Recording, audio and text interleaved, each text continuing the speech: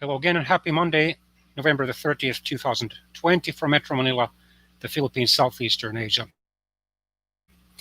Over the past week, the defeated US President Donald Trump gave an interview to Fox News, a notably pro-Republican television channel in the United States, in which he doggedly refused to accept the fact that he lost the recent US presidential elections without giving any provable evidence. He claimed that there was massive fraud in the elections and that supposedly his legal team has much evidence, but the courts are not accepting that evidence or listening to it.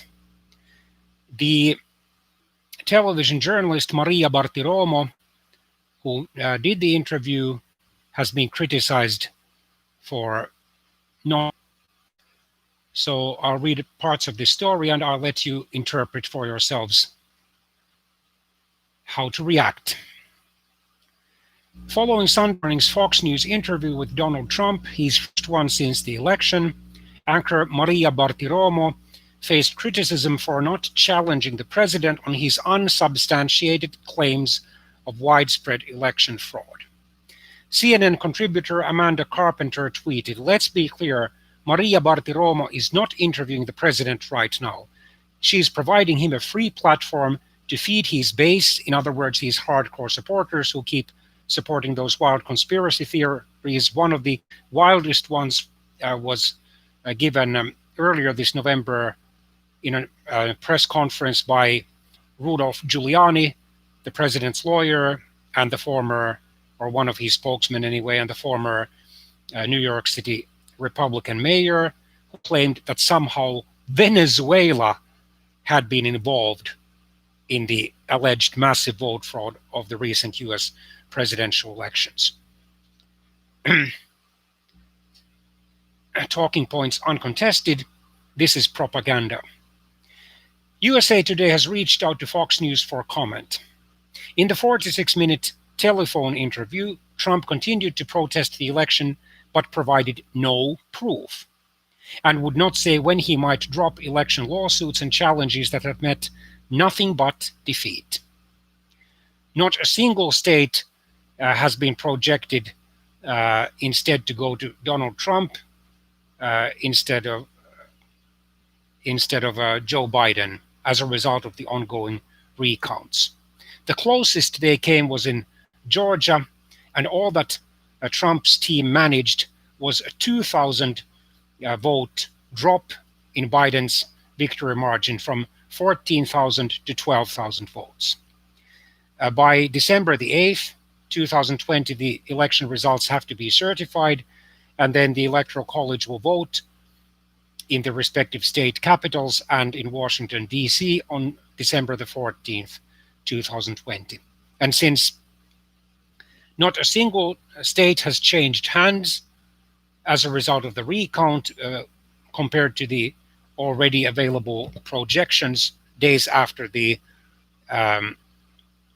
election, then in just about 100% probability, a majority of the 538 presidential electors will vote for Joe Biden. In that case, Trump has at least shown a bit of grace. He has promised to vacate the White House on January the 20th, 2021. He hasn't said if he's going to attend Joe Biden's inauguration, probably given the fact that he still doesn't want to accept fully the fact that he was defeated, he lost the election. It would be better for him not to attend the inauguration. There is no law, no constitutional clause that obliges him to do that. He would join a group of just 3 late US presidents who didn't attend their successor's inauguration, 2 out of deep personal dislike, 1 because of his poor health. So John Adams and John Quincy Adams, incidentally father and son, did that snubbing act in March 1801 and March 1825 respectively, while the stroke-stricken US President Woodrow Wilson rode with his successor, Senator Warren Harding, to the Capitol in March 1921, but did not stay there for the inauguration. Given his frail health, he would pass away under 3 years later. This was understandable. Bartiromo began their call by asking Trump to back up his claims of election fraud. A steady stream of judges and election officials across the United States, including Republicans. So this is by no means a partisan. He said, "You've said many times that this election was rigged and that there was much fraud, and the facts are on your side. Let's start there." Well, she was incorrect to say that the facts are on Donald Trump's side. They are actually against him. But maybe she was quoting him. Let's start there. Please go through the facts, characterize what took place. Trump repeated unverified claims that the election was rigged and told Bartiromo his complaints might last 20th inauguration of President-elect Joe Biden. However, once the Electoral College has voted and a majority of the electors have voted for Biden, as is almost 100% certain, there is no legal way for Trump to stay in the White House past January the 20th, 2000. In the worst case scenario, he could be arrested and he would move from the White House to police custody. But however, he has promised to vacate the White House in January 2021 if he loses the Electoral College vote, as is all but certain. Mind will not change in 6 months, he said. But given his track record of or in writing or then digitally, especially on Twitter, his favorite social media platform, then we hardly can be 100% certain that he's serious now. But this may actually be a gigantic raising effort because he knows that once he becomes a private citizen again, in January 2021, he's going to face legal challenges and possible court cases because of the alleged improprieties, financial improprieties of his business empire, because of his failure to pay his fair share of taxes, and because of the 2 pending defamation lawsuits against 2 of the numerous women who have accused him of sexual assault. These 2 women have filed the defamation lawsuit against him because not only did he publicly deny their sexual assault allegations, but he also publicly insulted them. Though Bartiromo asked Trump to provide evidence to enable you to prove this is in court, some analysts took issue with her not calling him on already disputed claims.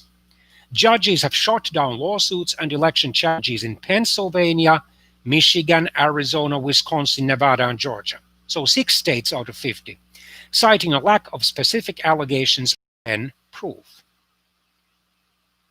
This was not hardball, it wasn't even softball, it was T-ball, CNN reliable sources anchor Brian Stelter said on air on Sunday morning. CNN media reporter Oliver Darcy later called Bartiromo a propagandist. Well, that's quite a nasty name to call a fellow television journalist, likening her to conspiracy theorist and radio host Alex Jones, who fortunately was deprived of his YouTube channel and other social media accounts, I think, in 2019 because of his numerous outrageous and bizarre and false claims. Journalist Yashar Ali, a contributor to New York Magazine and Huffington Post, remarked on Twitter that the interview was filled with so many lies and so much misinformation, probably more than any interview during his presidency. He noted that Bartiromo let him go unchecked on the United States' #1 cable network. It's practically a monologue. Well, that's what he prefers. I mean, once in his presidency, there was a U.S. cabinet meeting, federal cabinet meeting, which was basically a 90-minute talk show or monologue. And he seems to like those reality TV show style media appearances, except that he has great difficulty telling the truth, even greater difficulty, according to the records, than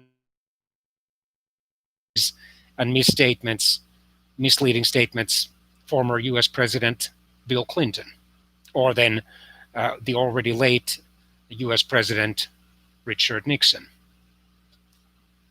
Trump is lying about the election on Fox Business and Maria Bartiromo is letting him lie, wrote MSNBC senior producer Kyle Griffin. Said or wrote Business Insider politics reporter Jake LaHoot. Maria Bartiromo went from being the first journalist to broadcast live from the floor of the New York Stock Exchange to one of the last notable TV hosts still indulging Trump in his conspiracy theories to overturn the election. Predictably, some right-leaning support of the anchor Anne-Marie Morel and Morden Brittany, co-hosts of the conservative web TV talk show and news site politicchicks.com, tweeted that Maria Bartiromo is receiving wrath for letting the actual president of the United States appear on her show to speak the truth. If they can silence real Donald Trump like this, imagine what they are planning for the rest of us if their evil plans succeed. Contributing David Jackson and Kim Willis, USA Today. So once again, those baseless conspiracy theories. I'm very sad about the state of democracy in the United States.